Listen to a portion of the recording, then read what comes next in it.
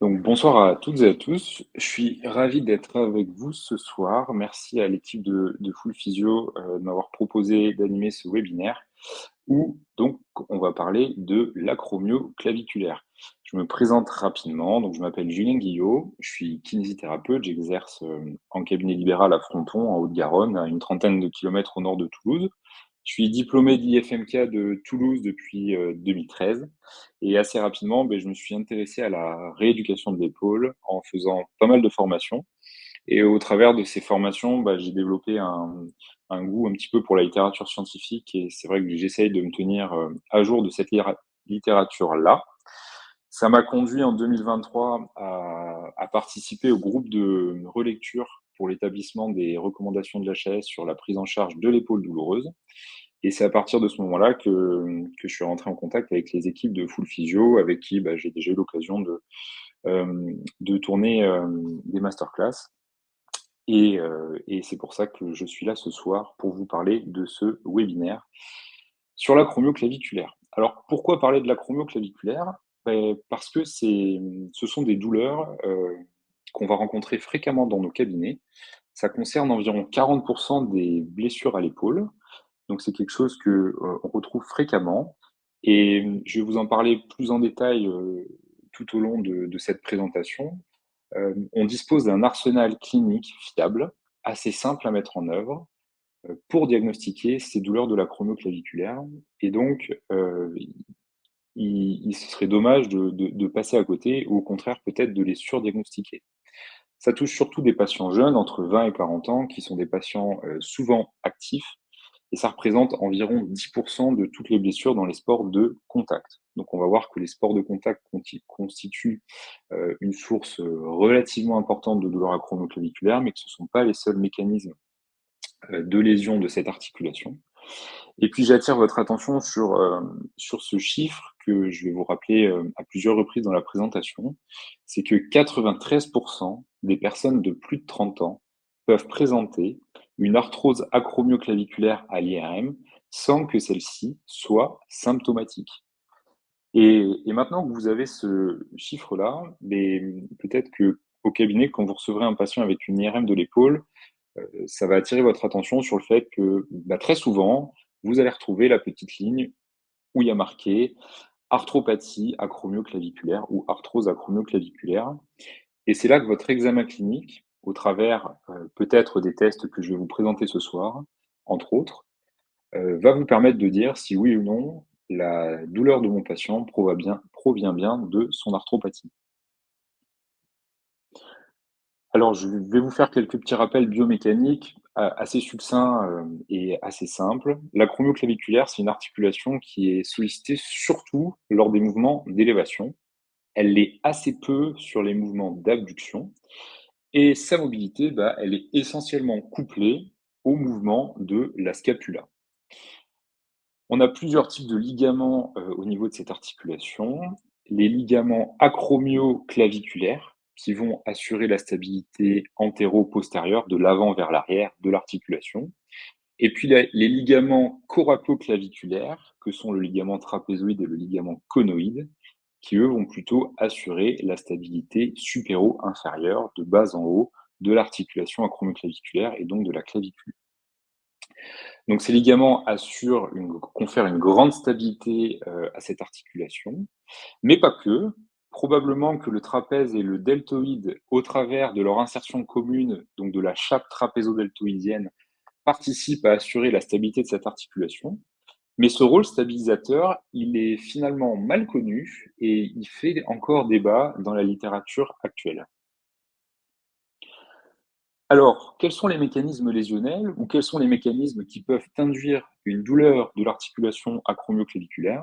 Il y a des mécanismes traumatiques, soit un traumatisme direct, donc c'est-à-dire un choc direct sur l'articulation acromioclaviculaire, qui peut correspondre soit à une chute tout simplement sur le moignon de l'épaule ou au sport de contact que j'évoquais en introduction. Le rugby, le football américain, le hockey, et puis, dans ces mécanismes traumatiques, il y a aussi les traumatismes indirects. Ce sont souvent des chutes, mais pas des chutes sur le moignon de l'épaule, des chutes sur un bras en adduction avec plus ou moins une composante d'extension.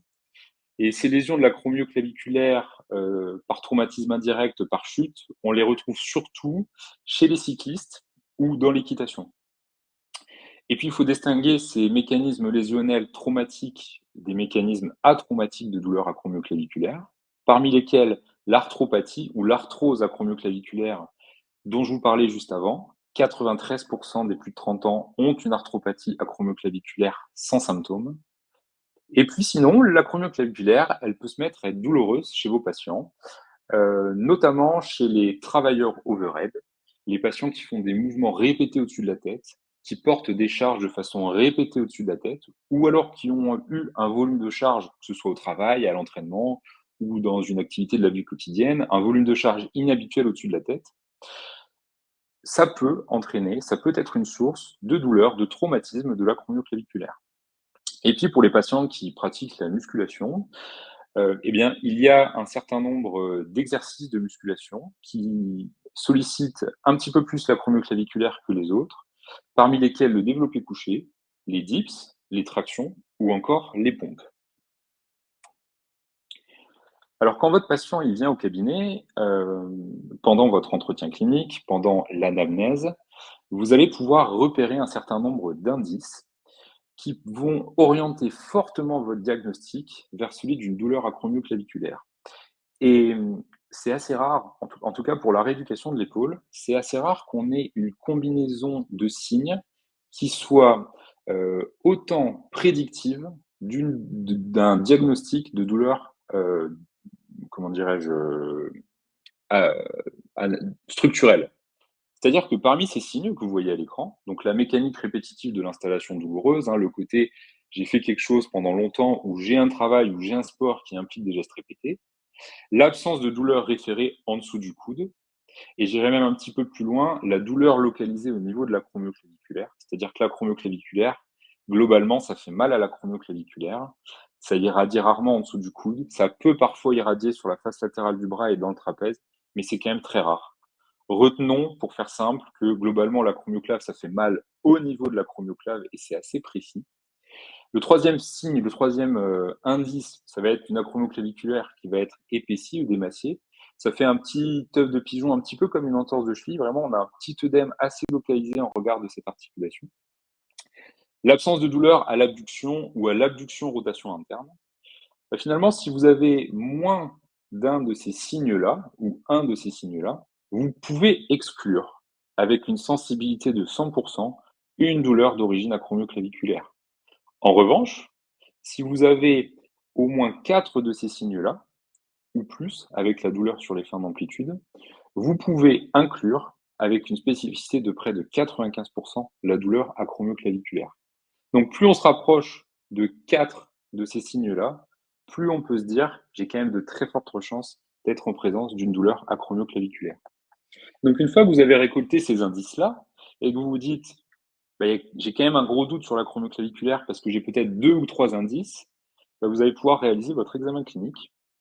Et là encore, pour l'acromioclaviculaire, on a beaucoup de chance parce qu'on a Angela Cadogan qui, dans cet article, nous a décrit un cluster de tests qui, si vous avez aucun test positif, bah, vous pouvez exclure l'acromioclaviculaire avec une sensibilité de 100%. Et si à l'inverse, vous avez les 4 premiers tests qui apparaissent à l'écran positifs, vous pouvez inclure une douleur acromioclaviculaire avec une spécificité de 99%. Donc si vous avez 4 tests positifs et 4 indices en faveur d'une douleur acromioclaviculaire, vous avez quand même peu de chances de vous tromper lors de votre examen clinique. Donc maintenant, je vais vous présenter un petit peu ces tests. Peut-être que vous les connaissez déjà. Le premier, c'est le test de Paxinos. Bah, le test de Paxinos, en fait, c'est une compression manuelle de l'acromioclaviculaire. Donc vous venez la saisir en avant et en arrière entre le pouce et l'index, et puis avec l'index de l'autre main, vous venez effectuer une compression vers le bas de l'articulation. Le test est positif uniquement s'il reproduit les symptômes de votre patient. C'est jamais très agréable de se faire comprimer une articulation, c'est jamais très agréable de se faire comprimer un os, et c'est jamais très agréable de se faire comprimer une acromioclaviculaire, mais ça ne suffit pas à faire de ce test un test positif. Il est très important de dire mon test est positif s'il reproduit les symptômes de mon patient. Je vous ai mis la clinimétrie isolée de ce test et je l'ai fait pour tous les tests. Je ne vais pas le détailler à chaque fois. mais la clinimétrie isolée du test de Paxinos, qui a une sensibilité de 79% et une spécificité seulement d'une chance sur deux, hein, de 50%. Donc on voit bien que ce test isolé, il n'est pas fiable. Il faut vraiment l'inclure dans le cluster que je suis en train de vous décrire. Le second test de votre cluster de test pour diagnostiquer une douleur acromioclaviculaire, c'est le cross-body test ou le test d'adduction horizontale, où tout simplement vous allez demander à votre patient de venir ramener le bras vers lui, et puis on peut lui demander de le comprimer un petit peu aussi. Et là encore, le test est positif s'il reproduit les symptômes de votre patient. Le troisième test, c'est le test de Hawkins. C'est peut-être le test le plus connu de ce cluster. Donc, test de Hawkins, où vous mettez votre patient à 90 degrés d'élévation et vous venez lui imprimer une rotation interne maximale passive. Alors, attention, hein, sur les tests de Hawkins, si vous avez un patient qui est assez douloureux, euh, on y va progressivement. Hein. Parfois, le test de Hawkins, c'est décrit avec des espèces de mouvements comme ça répétés. Vous pouvez faire quand même très mal à vos patients. Donc, on vient imprimer de façon progressive une rotation interne maximale ou submaximale si votre patient est douloureux. Et là, attention, parce que le test de Hawkins, il est aussi utilisé et fréquemment utilisé pour aiguiller le diagnostic du syndrome sous-acromial. Et là, ce qui va faire la différence, c'est la caractéristique de la douleur de votre patient. Est-ce que sur mon test de Hawkins, j'ai plutôt une douleur diffuse latérale sur le moignon de l'épaule, ou est-ce que je reproduis cette douleur assez précise sur l'acromioclaviculaire? Et c'est dans ce cadre-là, si le test de Hawkins reproduit la douleur en regard de l'acromioclaviculaire, que vous pourrez dire que le test est positif dans le cadre de ce cluster de tests.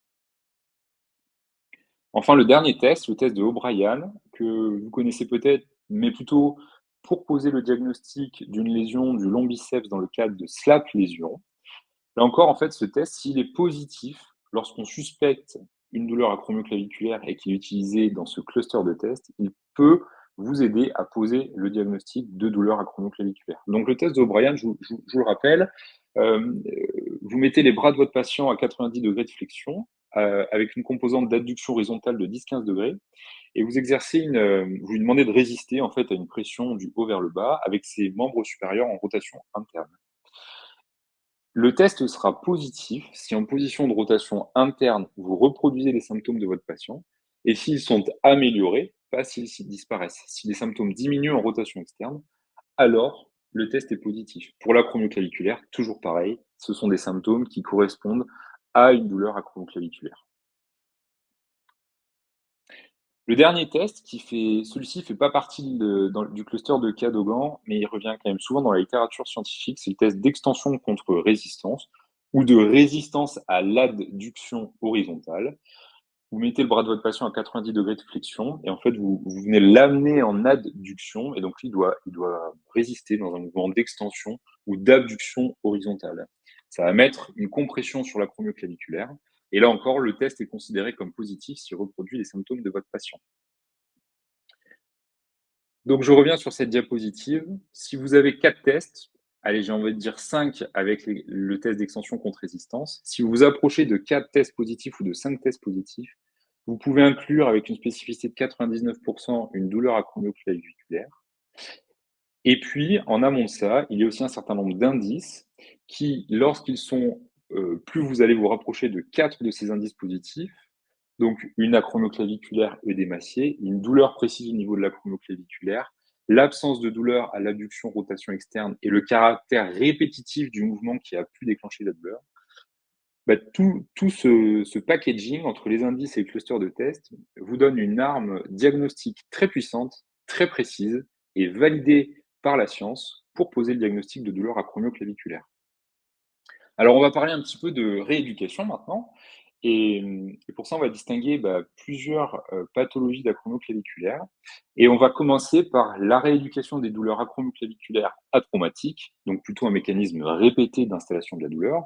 Et on va aussi parler des entorses acromioclaviculaires, qui là surviennent plutôt dans un contexte traumatique, soit par chute directe sur l'épaule, soit par contact sur l'acromioclave, soit par chute indirecte. Et en fait, les entorses acromioclaviculaires, Elles correspondent au type 1 et 2 de la classification de Rockwood, dont on va reparler un petit peu plus tard.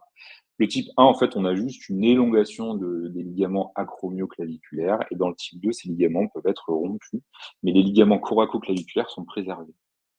Alors, cette rééducation, donc des stades 1 et 2 ou des douleurs acromioclaviculaires atraumatiques, elle passe par plusieurs phases. La première phase, c'est une phase de réduction de symptômes. Il faut soulager votre patient. En général, ils viennent pour ça. Et puis, un patient qui a mal, c'est un patient qui bouge pas bien et puis qui, au niveau de l'épaule, toute afférence nociceptive est susceptible derrière de créer des inhibitions musculaires qui peuvent être un petit peu embêtantes. Et puis, comme je vous l'ai dit, ce sont souvent des patients sportifs et ils ont envie de retourner au sport rapidement. Donc, il faut essayer de les soulager. Pour ça, on peut déjà les mettre dans un état de repos relatif. Il n'est pas question qu'ils arrêtent toute leur activité, peut-être même qu'ils peuvent continuer de façon partielle leur sport, mais on va, dans un premier temps, leur demander d'éviter les fins d'amplitude ou d'éviter les secteurs douloureux. Ce qui va être intéressant au niveau de ces douleurs atraumatiques de l'acromioclaviculaire ou sur les stades 1 et 2, c'est qu'on va pouvoir moduler les symptômes, améliorer les symptômes de vos patients assez facilement. Et pour ça, il y a plusieurs techniques. Bah, tout simplement des techniques de mobilisation de l'acromioclaviculaire, soit une mobilisation en glissement postérieur, donc comme vous pouvez le voir sur la photo. C'est assez simple à réaliser. Vous placez votre main sur la clavicule de votre patient qui est en décubitus dorsale et puis vous venez imprimer des petits mouvements de glissement vers l'arrière, soit en glissement antérieur, où là votre patient il est en décubitus ventral, vous avez une approche qui est plutôt postérieure et vous venez mobiliser gentiment la clavicule de votre patient. Le fait de mobiliser la clavicule, ça permet de moduler les symptômes acromioclaviculaires parce qu'en fait, dans les traumas de chute, de compression ou de mouvements répétés qui viennent comprimer cette articulation, il y a une hypothèse qui revient dans la littérature scientifique, qui est que l'excès de compression dans l'articulation acromioclaviculaire, bah, en fait, ça entraînerait une diminution des mouvements de translation antéro-postérieure. Et c'est probablement pour ça que, quand avec ces techniques de mobilisation qui sont assez simples, on vient recréer ces mouvements de glissement au niveau de l'acromioclaviculaire, bah, on restaure peut-être une mécanique un petit peu plus physiologique et souvent, ça soulage bien vos patients. Je vous ai mis ces 2 là en photo parce que ce sont ces 2 techniques que j'utilise. Il y en a sûrement beaucoup d'autres et vous êtes libre d'utiliser celle qui vous convient. Si votre patient, a pas trop envie qu'on le touche ou si vous avez plutôt une préférence pour des techniques un petit peu actives, pour moduler les symptômes de vos patients, bah, les techniques de mobilisation avec mouvement, ça marche très bien aussi. Par exemple, on peut imaginer un patient qui aurait une douleur, comme vous le voyez sur la photo, plutôt sur une fin de mouvement d'élévation. Et là, en fait, quand il fait son mouvement d'élévation, je viens accompagner, je viens tracter légèrement sa clavicule vers l'arrière pendant qu'il bouge. Et bah, souvent, ça permet de moduler un petit peu les symptômes. Peut-être parce qu'on restaure à nouveau ces mouvements de translation au niveau de l'acromioclaviculaire. En tout cas, c'est des techniques qui marchent bien. Ça permet aussi de rassurer vos patients et d'améliorer le sentiment d'auto-efficacité. En fait, je peux continuer à bouger tout en diminuant ma douleur. C'est une autre technique ici que vous voyez à l'écran de mobilisation avec mouvement. En fait, on vient plutôt imprimer une pression vers le bas, une pression inférieure sur la clavicule, pendant que le patient réalise le mouvement qui lui fait mal. Je me suis pas arrêté dessus, mais sur la diapo d'avant, j'avais mis avec un petit point d'interrogation la cryo et le tape. À titre personnel, j'utilise pas la cryo, mais c'est vrai que ça peut être un bon moyen de soulager vos patients. Je préfère autant les faire bouger ou venir les mobiliser. Et puis le taping qui vient reproduire un petit peu comment dirais-je, le mouvement que j'imprime en manuel sur l'acromioclaviculaire. Vous venez crocheter l'acromioclave, vous passez par-dessus et vous terminez sur l'omoplate. Ce genre de tape, en fait, peut aider à moduler les symptômes de votre patient. Personnellement, je les utilise avec prudence parce que j'ai toujours un petit peu peur que ça rende un peu mon patient dépendant. Ah ben, j'ai plus mal quand vous me mettez le tape, mais j'ai de nouveau mal quand vous l'enlevez. Mais ce sont des moyens qui existent et qui peuvent vous aider à moduler les symptômes de vos patients. Quand je vous ai parlé de la biomécanique, je vous ai rappelé que les mouvements de l'acromioclaviculaire étaient couplés au mouvement de l'omoplate. Et dans la mesure où, quand on mobilise l'acromioclaviculaire, bah, on module les symptômes de notre patient, bah, on peut utiliser des exercices de mobilisation scapulaire, comme par exemple les CARS, qui consistent à faire, j'aime bien dire aux patients, vous faites un carré d'omoplate, c'est-à-dire à amener l'omoplate dans différentes positions en élévation, en antépulsion et vice-versa. Pour mobiliser notre acromioclaviculaire en utilisant l'omoplate, vous pouvez utiliser aussi des mouvements de sonnette latérale, donc en décharge sur des patients qui vont être un petit peu irritables, et puis en se dirigeant petit à petit vers la fin d'amplitude. Ou alors, sur des patients qui seraient peu irritables, par exemple avec un élastique et en faisant des exercices de glisser contre le mur, ça peut participer à mobiliser l'acromioclaviculaire, à soulager vos patients tout en les faisant bouger. Donc ce sont vraiment des exercices qui sont intéressants en début de rééducation. D'autres exemples d'exercices qui engagent la sonnette latérale, donc ici avec un petit élastique où on demande vraiment au patient de pousser vers l'avant pour bien engager les omoplates, ou l'exercice de push-up qui est un petit peu plus classique et qui peut très bien fonctionner aussi. Et puis, toujours dans cette idée de vouloir coupler les mouvements de l'omoplate à ceux de l'acromioclave, on peut aussi engager un petit peu notre acromioclaviculaire en faisant des mouvements de tilt postérieur, soit directement en fin d'amplitude en partant du mur si votre patient est peu irritable, ou alors en restant plutôt dans un secteur, comment dirais-je, de milieu d'amplitude sans aller trop titiller la fin d'amplitude, comme vous pourrez voir sur la première vidéo si votre patient est plutôt irritable. Un autre exemple d'exercice en tilt postérieur avec un élastique qui se rapproche un petit peu de ce que je vous ai montré avec le carve. Cette liste est loin d'être exhaustive et je suis sûr qu'il y a plein d'autres exercices et vous êtes libre d'utiliser celui qui vous convient et surtout celui qui convient à votre patient. Et puis, à l'issue de cette première phase où on a modulé les symptômes de notre patient, c'est un patient qui va mieux, il bouge mieux, il a moins mal à son acromioclave. On va pouvoir gentiment basculer vers une deuxième phase qui est une phase de remise en charge. On va remettre de la contrainte sur cet acromioclaviculaire, on va l'habituer à supporter de nouveau des contraintes de plus en plus fortes en compression.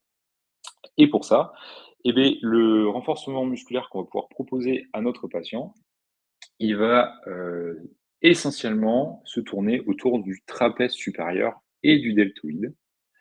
Donc je vous ai mis ici un exemple, des exemples d'exercices que je peux utiliser fréquemment. Là, c'est pareil, la liste est loin d'être exhaustive. Le premier, le shrug, c'est plutôt un exercice que j'ai tendance à utiliser pareil pour des patients qui peuvent être un petit peu irritables ou qui vont avoir un petit peu d'appréhension à bouger. Pareil, l'exercice du milieu, le tirage vertical, c'est un exercice qui sollicite assez peu l'acromioclaviculaire, donc qui permet vraiment de remettre un petit peu de tonus sur vos trapèzes sans trop déclencher trop de douleur au niveau de vos patients. Et puis celui d'à côté, où on vient mettre tout de suite un petit peu plus de compression sur l'acromioclave, donc qui peut être intéressant aussi. Mais la liste est loin d'être exhaustive. Globalement, quand vous démarrez la remise en charge de ces patients-là, il ne faut pas passer à côté du renforcement du trapèze supérieur. Je répète un petit peu, mais comme je vous l'ai dit, pas de mobilité acromioclaviculaire sans scapula et du coup, il va être assez important d'effectuer des exercices de renforcement, de ces muscles périscapulaires, de ces muscles de la sonnette latérale, hein. Donc on va retrouver des exercices de trapèze et de dentelé. Donc ça peut être des exercices de développé, vous pouvez aussi effectuer face au sol comme ça. Ou ici, un exercice où on va vraiment venir stimuler le trapèze dans toute son amplitude, bien travailler la sonnette de notre omoplate en demandant à notre patient, c'est la vidéo de droite sur le step, de décoller les mains contre pesanteur pour commencer à engager un petit travail de fin d'amplitude, puisque notre acromioclave est surtout sollicité dans ces secteurs-là. Là encore, la liste est loin d'être exhaustive. Pensez dans votre rééducation, dans la construction de votre programme de rééducation, trapèze supérieur, sonnette latérale, dentelé. Et puis, peut-être que quand votre patient ira un petit peu mieux, ou si votre patient n'est pas trop irritable, c'est un paramètre que vous pouvez envisager assez rapidement. Il va falloir aussi remettre en charge cette épaule, cette acromioclaviculaire, dans son secteur, j'ai envie de dire phare, celui où elle s'engage le plus, le secteur de fin d'amplitude. Et donc pour ça, vous allez pouvoir utiliser des exercices de contraction isométrique.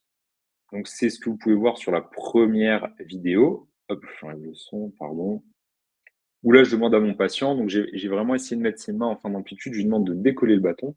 La deuxième vidéo, les Pales Raise, en fait, dans un secteur de fin d'amplitude, vous demandez à votre patient de contracter d'abord les antagonistes, puis après de réaliser des contractions isométriques dans le secteur de fin d'amplitude.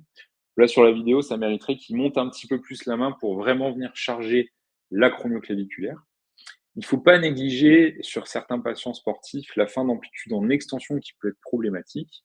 Et puis ici, un troisième exemple d'exercice que j'aime bien pour remettre en charge l'acromioclaviculaire, où en fait, j'utilise en général, je démarre à 3 kg, mais vous pouvez mettre beaucoup plus.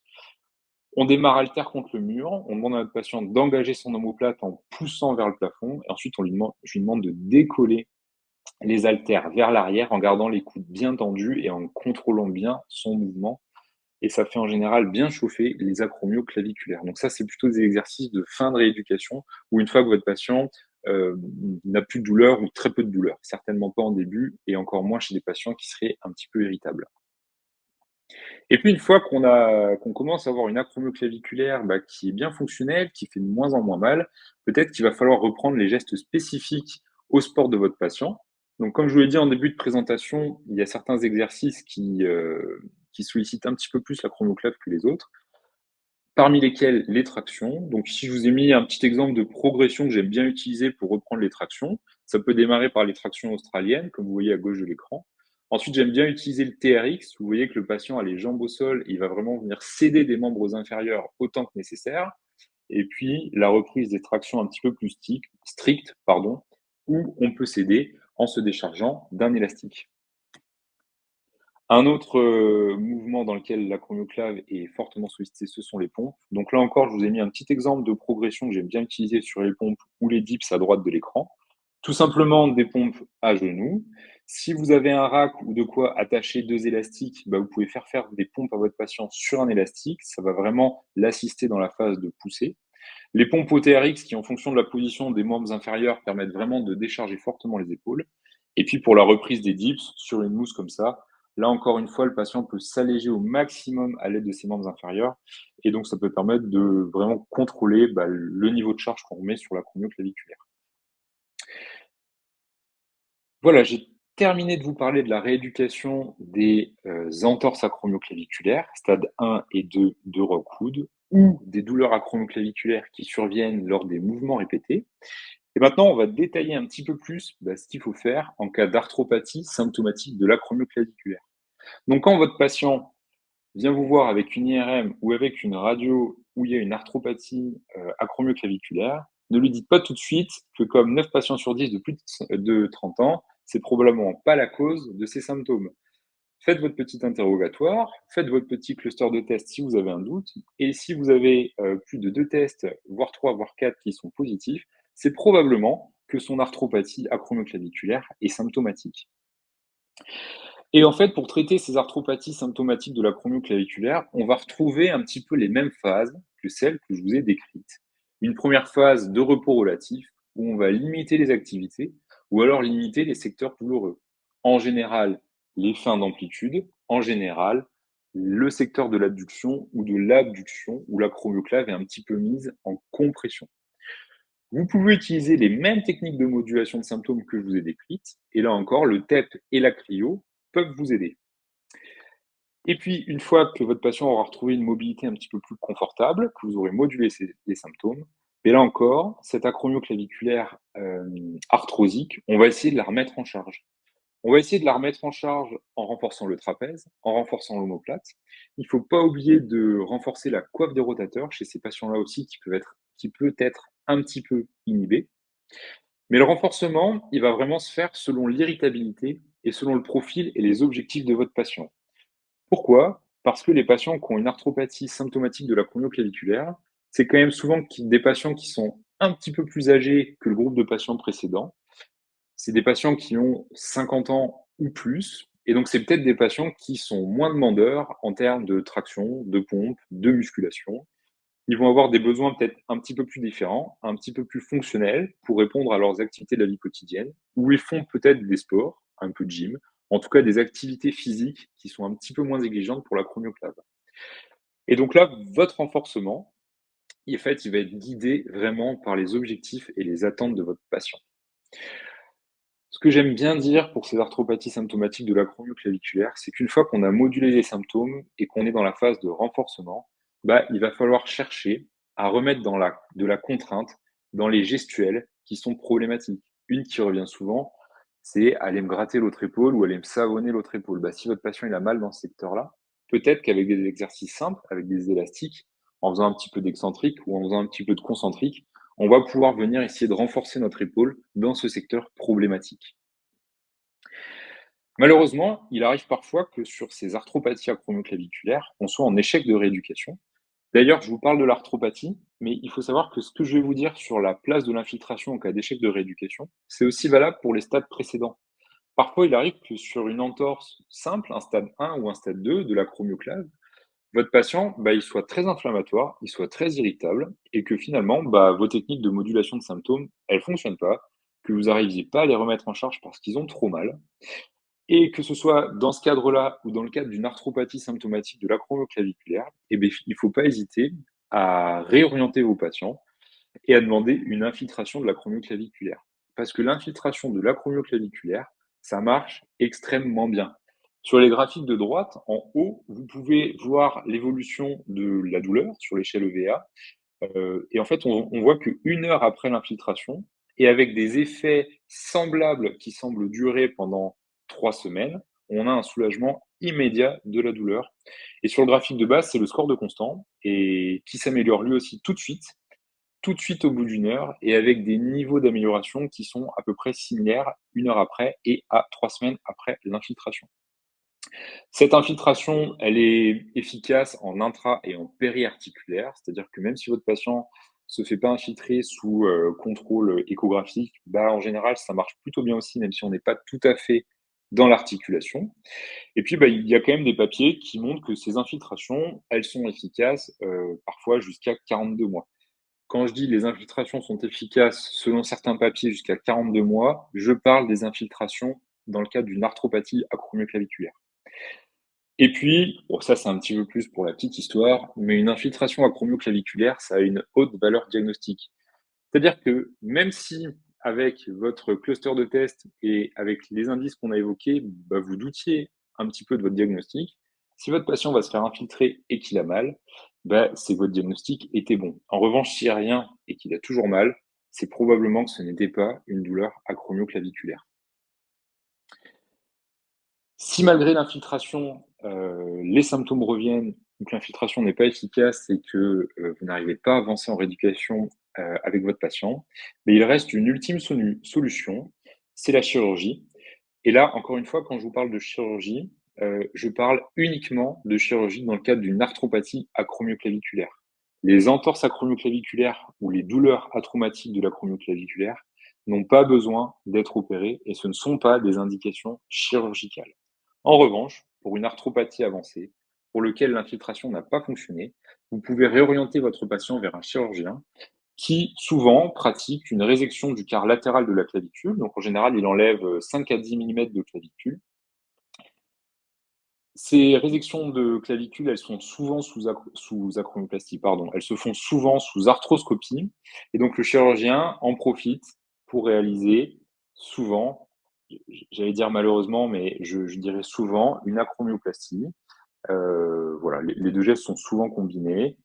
L'avantage de l'arthroscopie, c'est que ça permet de préserver les ligaments acromioclaviculaires et la chape trapézo-deltoïdienne. Et ce sont des patients qui présentent moins de douleur à 3 mois par rapport à la technique à ciel ouvert.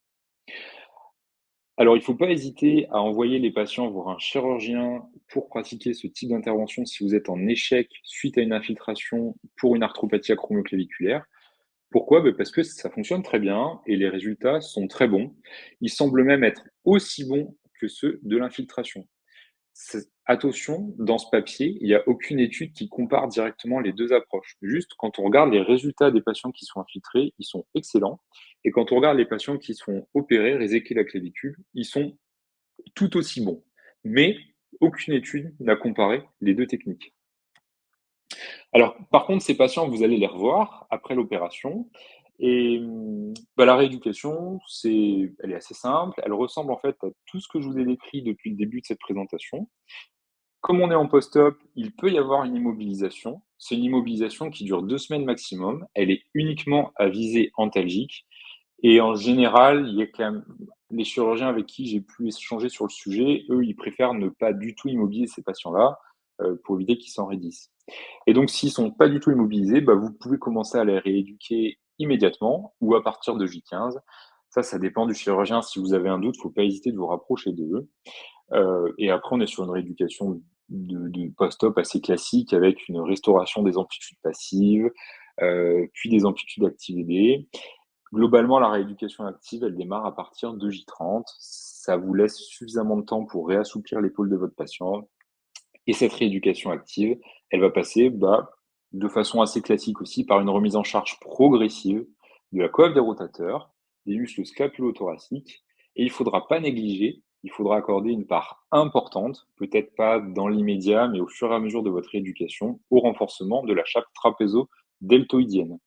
Là encore, le renforcement, la sollicitation de l'acromioclave en fin d'amplitude, en post-op, sera vraiment en fonction des objectifs de votre patient et du profil de votre patient. Alors maintenant, on va parler de d'autres lésions de l'acromioclaviculaire un petit peu spécifiques. Ce sont les disjonctions acromioclaviculaires. Donc on va voir un petit peu, ce qu'il faut faire quand votre patient se présente avec ce genre de radio.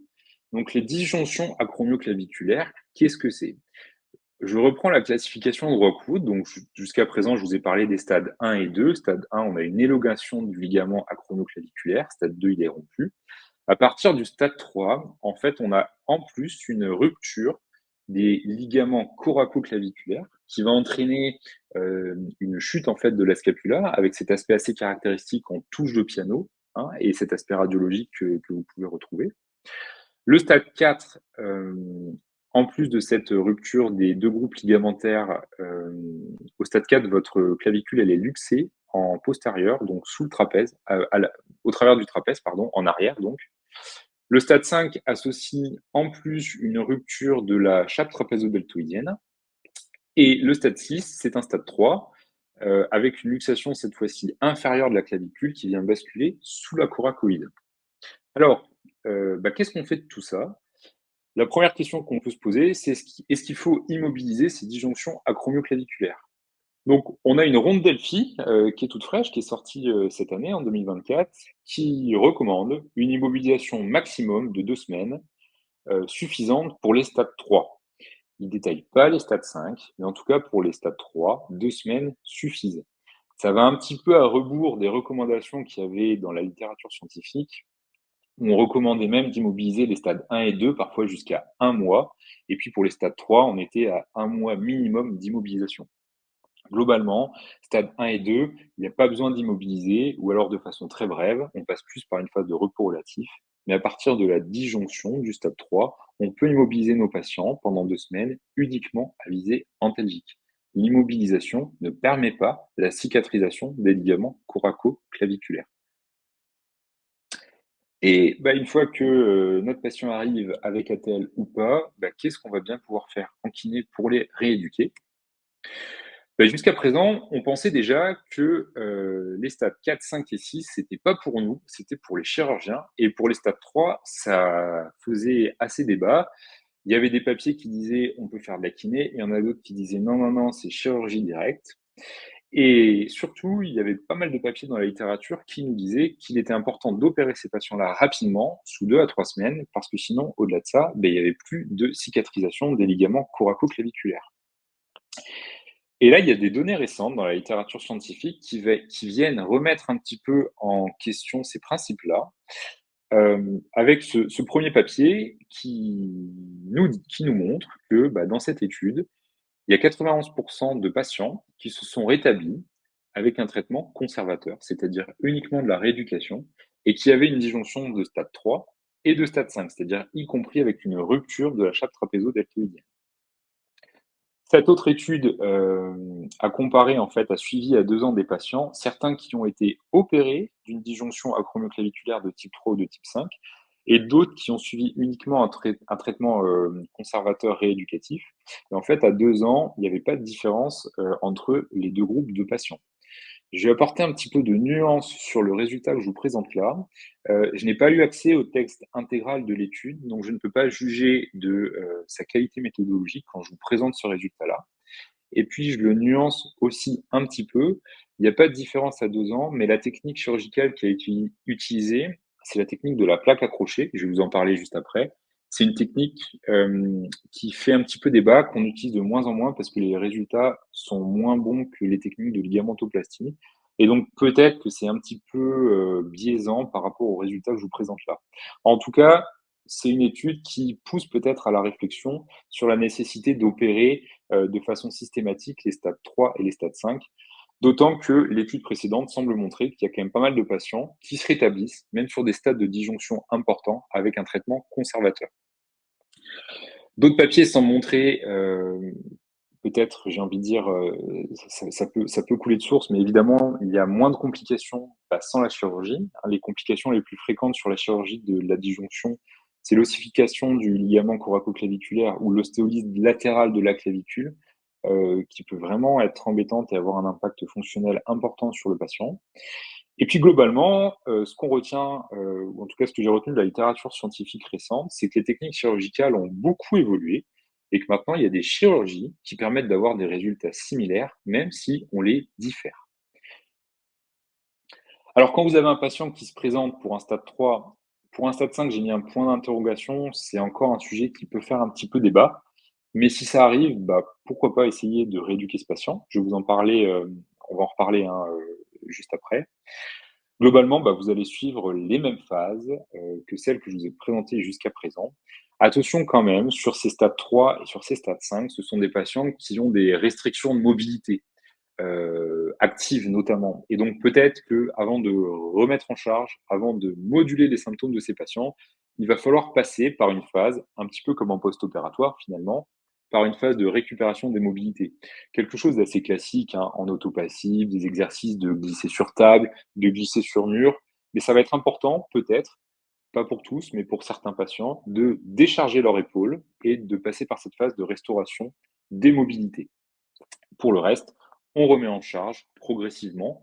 On n'oublie pas le trapèze. On associe le travail de la scapula, du tilt postérieur et de la sonnette latérale.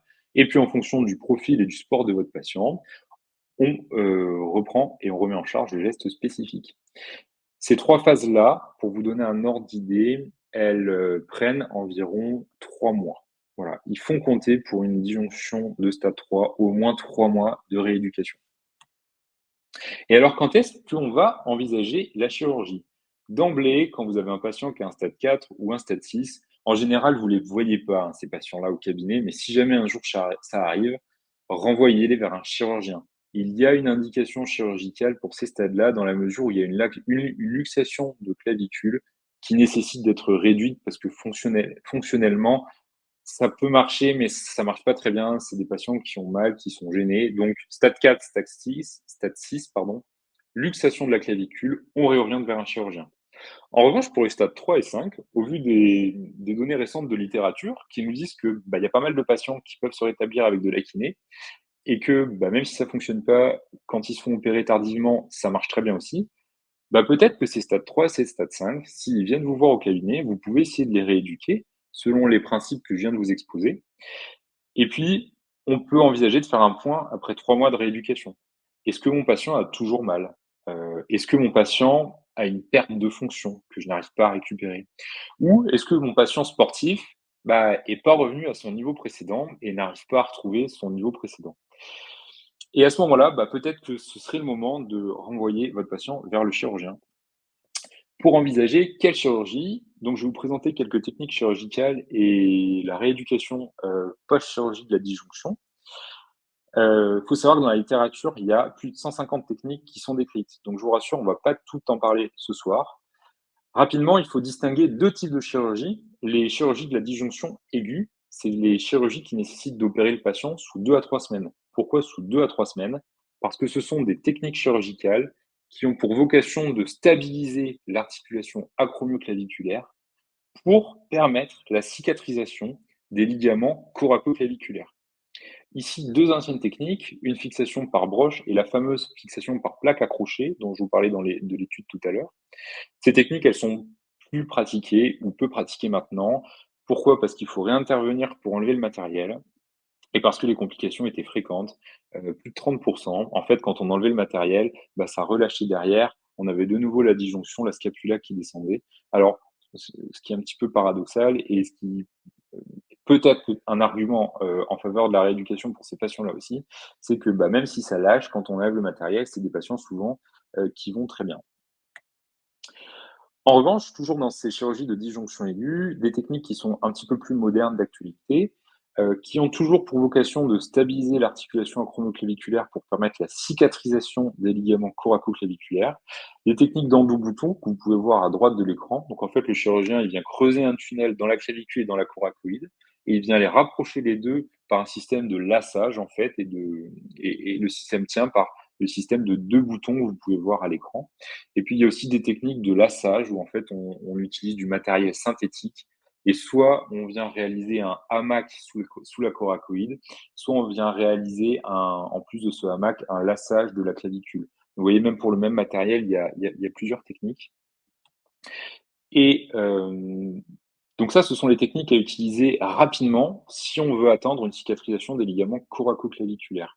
Et globalement, au-delà de 3 semaines, il n'y a plus de cicatrisation à attendre de ces ligaments-là, et donc il est nécessaire de recourir à une ligamentoplastie.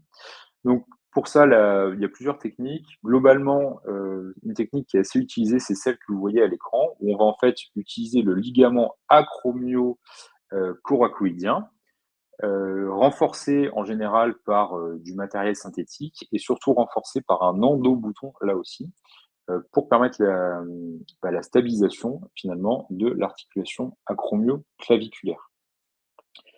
Il y a d'autres techniques de ligamentoplastie, je passe assez rapidement parce qu'en fait, il y a beaucoup de techniques. Il n'y a pas du tout de consensus chez les chirurgiens pour l'utilisation de telle ou telle technique. Euh, mais voilà, pour l'information, il y a aussi des techniques qui permettent de préserver le ligament acromio-coracoïdien, donc qui se rapproche plus de la physiologie de l'acromioclaviculaire.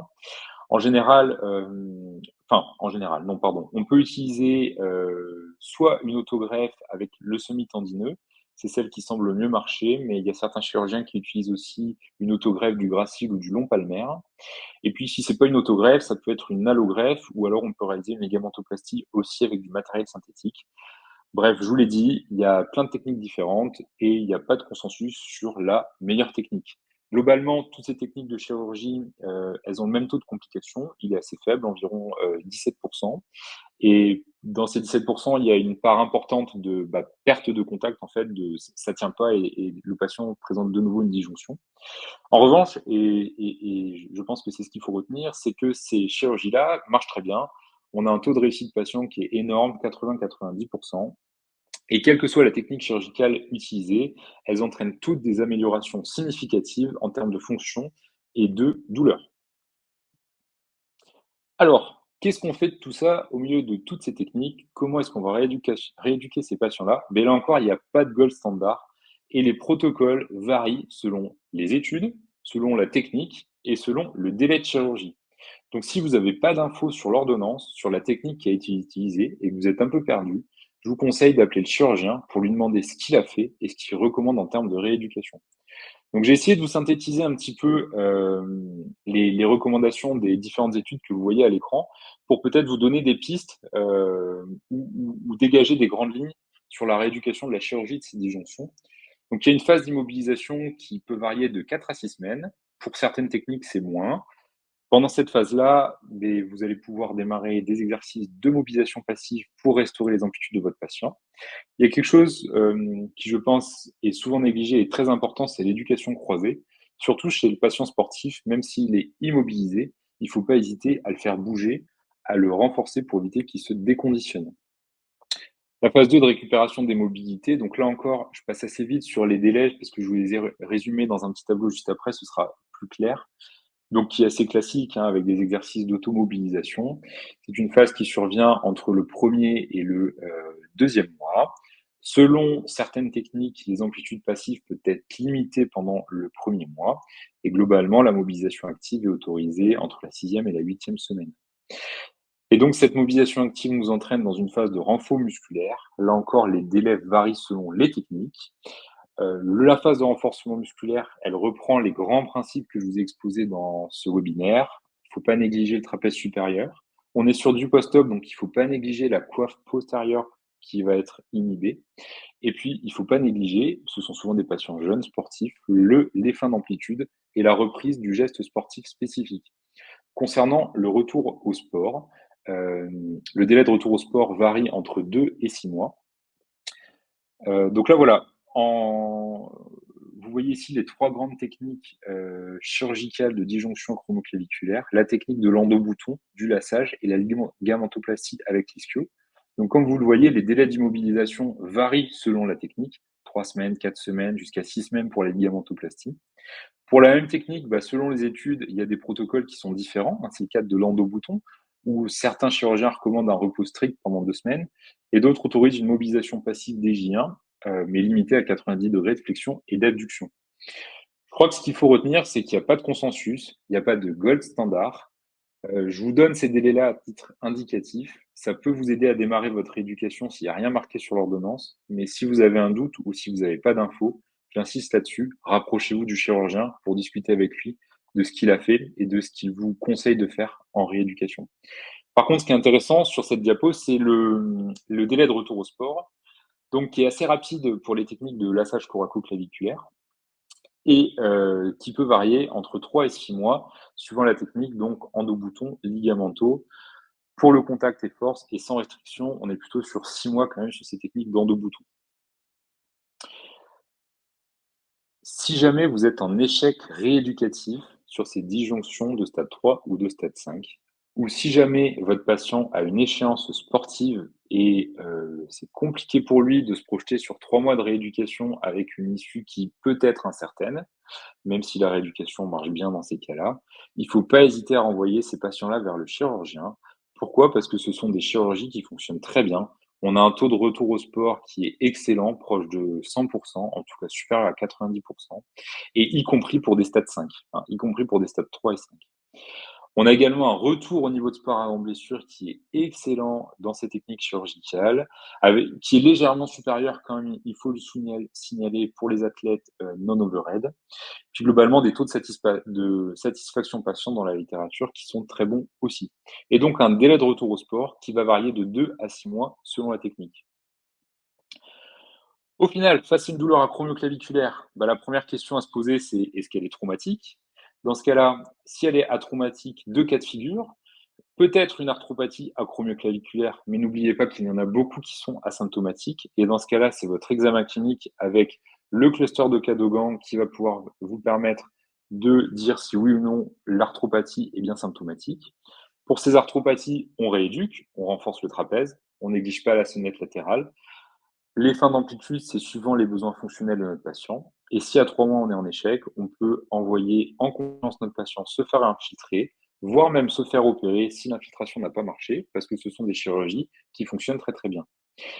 Peut-être que notre douleur acromioclaviculaire atraumatique est liée à un mécanisme répété ou à un volume d'entraînement overhead trop important de notre patient. Et dans ce cas-là, il va falloir le rééduquer en modulant ses symptômes, en renforçant son trapèze, son deltoïde, son omoplate et en reprenant le geste spécifique sportif de façon progressive. Et puis, dans le cadre d'un traumatisme, les stades 1 et 2 sont tout à fait des indications à une rééducation. Pour les stades 3 et 5, je crois qu'il faut se poser la question de l'échéance sportive à court terme. Et si c'est le cas, peut-être qu'il vaut mieux réorienter votre patient vers un chirurgien pour espérer une reprise du sport dans un délai plus bref. Parce que si on fait de la rééducation, peut-être que la vie chirurgicale pourra se poser si, au-delà de 3 mois, votre patient a une perte de fonction ou une absence de retour à son niveau d'avant. Enfin, pour les stades 4 et 6, pas trop de questions à se poser. On renvoie vers un chirurgien direct. Il y a une luxation de la clavicule qui nécessite souvent d'être réduite. En conclusion, et je pense que vous l'aurez compris, on a un rôle central dans la prise en charge de ces douleurs et de ces traumatismes de l'acromioclaviculaire. Leur diagnostic, il est plutôt simple et c'est assez rare qu'on ait autant d'outils de diagnostic qui soient aussi fiables. Votre éducation, elle est souvent centrée sur le renforcement des trapèzes et les fins d'amplitude.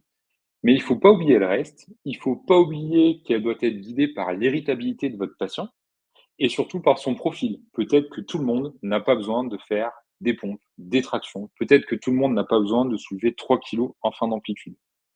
Enfin, la chirurgie, ça reste une alternative efficace, sûre, avec de bons résultats, que ce soit dans le cadre d'une arthropathie acromioclaviculaire, que ce soit en première intention suivant les stades de disjonction acromioclaviculaire, ou si vous êtes en échec rééducatif avec ces patients-là. Je vous remercie beaucoup pour votre attention. Avant de répondre à vos questions avec grand plaisir, je vous laisse la bibliographie du cours si vous avez envie d'en savoir un petit peu plus. Comme ça, vous pourrez retrouver les articles qui m'ont aidé à préparer cette présentation assez facilement. Et puis enfin, et ça peut peut-être faire l'objet de quelques-unes de vos questions, j'ai le plaisir, en collaboration avec Full Physio Academy, d'avoir développé une formation en présentiel sur la prise en charge de l'épaule douloureuse, au travers de laquelle on parlera de l'acromioclaviculaire, mais aussi de toutes les autres formes d'épaules douloureuses, les tendinopathies, les épaules raides, les instabilités d'épaule. Et on verra comment est-ce qu'on peut faire pour avoir un bilan structuré, carré, clair, proposer une rééducation adaptée à ce bilan-là, et un petit peu comme j'ai essayé de le faire dans cette présentation, vraiment guidé par les preuves scientifiques les plus récentes, et au travers de pas mal d'ateliers pratiques, des petits jeux de rôle, des cas cliniques. Voilà, merci encore à tous pour votre attention et j'attends vos questions. Hello Julien, je suis de retour. Bon, MPK, c'était super intéressant, donc merci beaucoup à toi pour ça, c'était vraiment top. Enfin, moi, perso, je me suis Merci régalé, donc beaucoup. je pense que ceux qui étaient là aussi ont dû se régaler. Donc, on commence déjà à avoir quelques questions, donc n'hésitez pas à poser les prochaines questions si vous en avez d'autres qui arrivent. Donc, je vais commencer avec la première que j'ai vue, où est-ce qu'elle est? Euh, Ou alors, c'était une question, je ne sais pas si tu la vois s'afficher à l'écran, grosso modo, quid du travail de rotation Hmm, d'épaule dans la rééducation des clavicules? Je sais pas Ok, si tu la non, je la vois vois ou pas. ouais, Oui, elle l'a si, plus, si, ouais. je la vois, ouais. Ok. Alors, effectivement, c'est peut-être quelque chose sur lequel j'ai pas trop insisté. Euh, les rotateurs externes, la coiffe postérieure, hein, infraépineux, supraépineux, les rotateurs externes, c'est vrai que c'est un groupe musculaire qui a tendance à être inhibé assez rapidement lorsqu'on a mal à l'épaule. Et il est tout à fait possible que dans le cas d'une douleur acromioclaviculaire, ce soit le cas aussi. Donc, j'ai beaucoup insisté sur le fait qu'il ne faut pas négliger le travail du trapèze et de la sonnette latérale, mais effectivement, il peut être intéressant quand même d'évaluer la coiffe des rotateurs en demandant, moi pour évaluer cette coiffe postérieure, je demande au patient de se mettre sur le ventre et je regarde s'il est capable de faire 20 rotations externes en ayant un bon contrôle sans compenser. En général, sur une douleur acromioclaviculaire, les rotateurs externes, quand ils bossent, c'est pas très douloureux, ça engage peu l'acromioclave.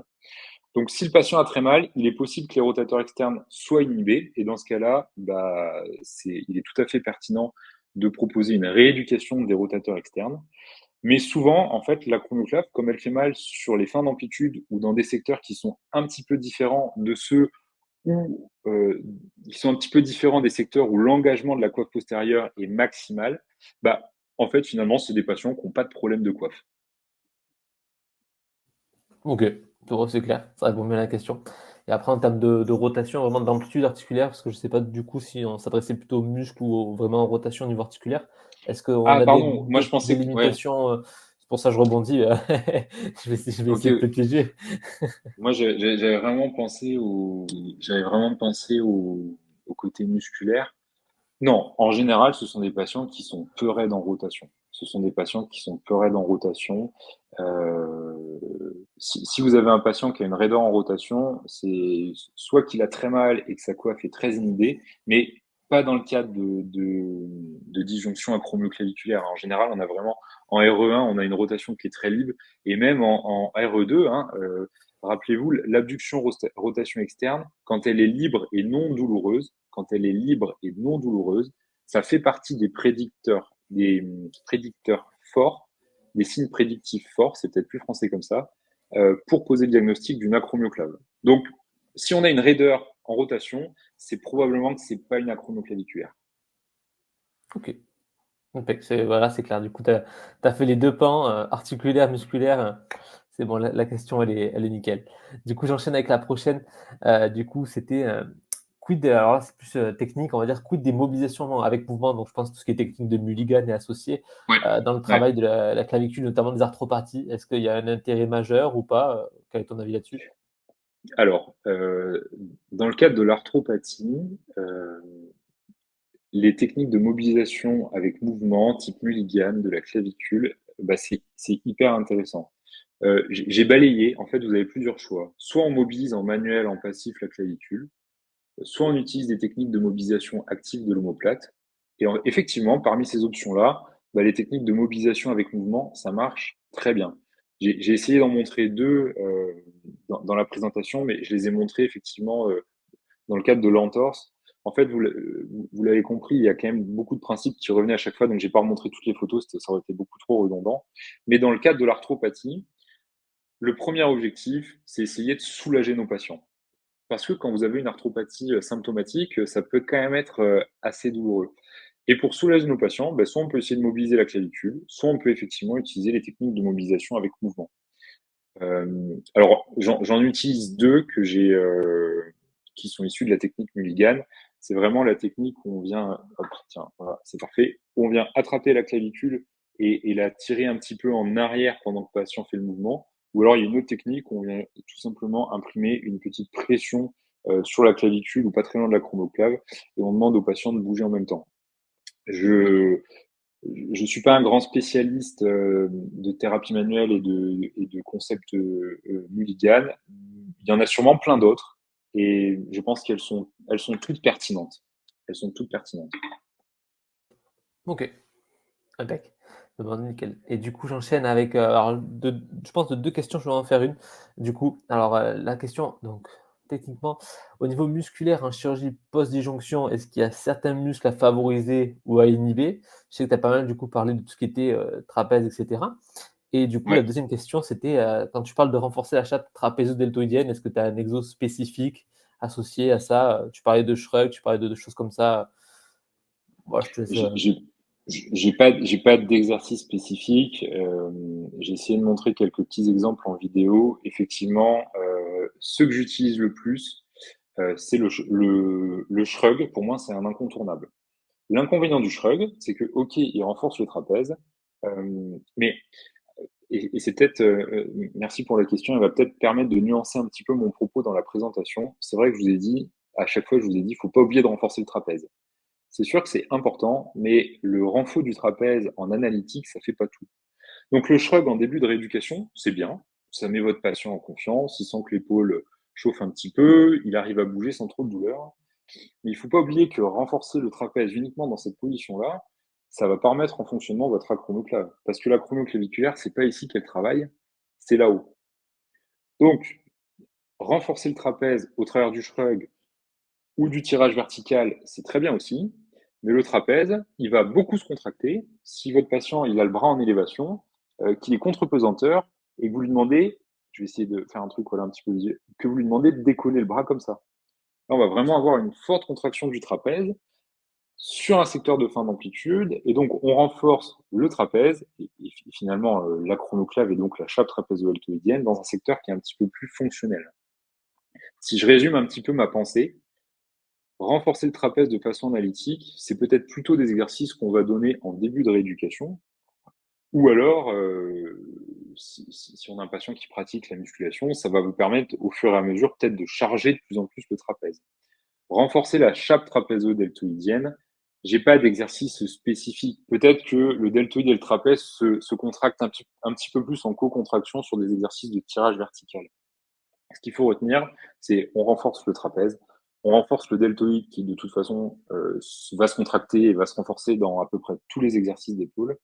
Ce qui est important, c'est pas tellement d'essayer de cibler à tout prix la chape trapézo-deltoïdienne, c'est de faire du trapèze, c'est de faire de la scapula, et c'est surtout de remettre de la contrainte petit à petit sur la fin d'amplitude, sur le secteur qui est douloureux pour mon patient, et dans un autre temps, de réintégrer le geste sportif spécifique. Et là, on se détache un petit peu plus de cette notion un petit peu analytique, de cette notion un petit peu mécanistique de acromioclave trapèze.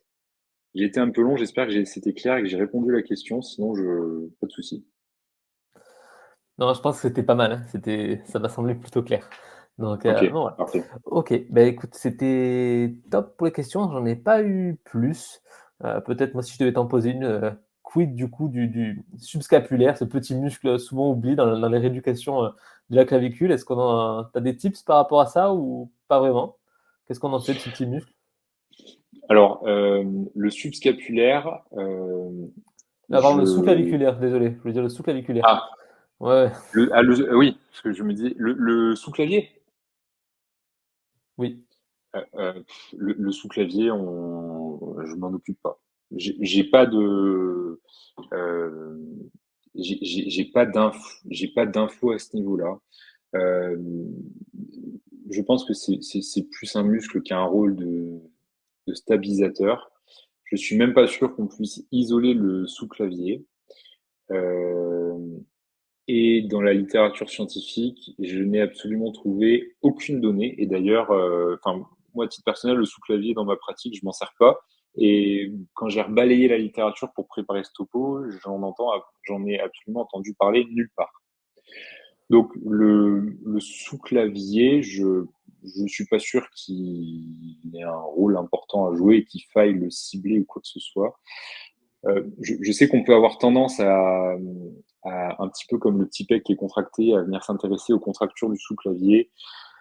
Je suis pas sûr que ce soit quelque chose qui soit trop pertinent comment dirais-je, qui soit pas très pertinent d'axer la rééducation là-dessus.